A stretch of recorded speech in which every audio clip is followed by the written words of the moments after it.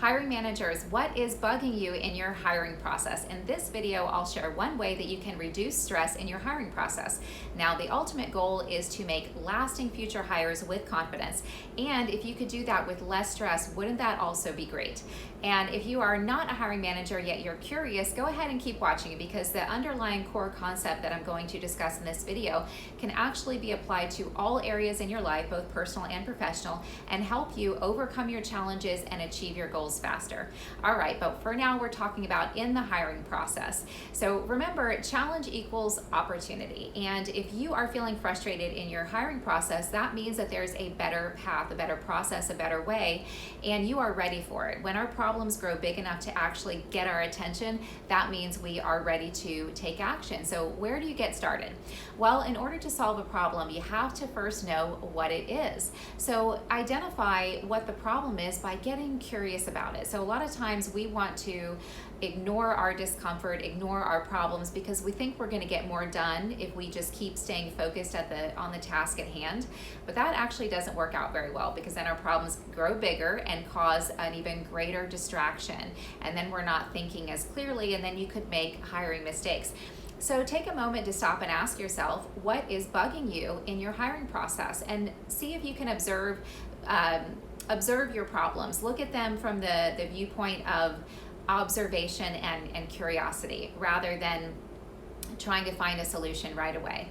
So ask yourself what's bugging you in your hiring process, but then take it a step further by getting curious about it. So see if there's something, a certain part of the hiring process that tends to stress you out more than others. So I'll give you an example. Let's say you tend to procrastinate on getting started with those first round 30-minute phone interviews. Now, why might that be? Get curious about why that is.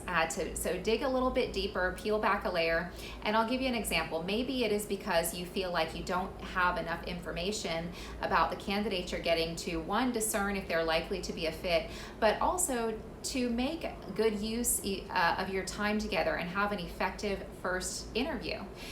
Okay, so now dig a little bit deeper. Why might that be? Figure out. By getting curious, you're going to come to your solution. So maybe you discover in sitting and thinking more about the frustration and focusing on it that, oh, well, really what I need to know is, for example, which accounts each candidate is currently calling into. If I have that information, then I can jump right into more important things I'd like to cover in our 30 minutes of time together, rather than taking the first 20 minutes discussing accounts and figuring out where they're at. Okay, so then by taking your challenge, your problem, your frustration a few layers deeper, the solution presents. So how can you solve this problem? Oh, I can communicate with the recruiter when you're sending candidates. Please ask them and send me some notes on which accounts they're currently calling into. This way, instead of spending the first 20 minutes of the call with them discussing accounts, and then we only have 10 minutes left and that's not enough time to really accomplish anything, I can have a more impactful call with each candidate and actually feel like I'm accomplishing something.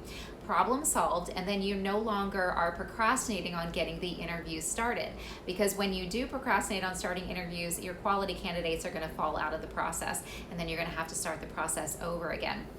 So what's the lesson here? Focus on what is bugging you. Focus on the frustration in your hiring process, and then get curious about it.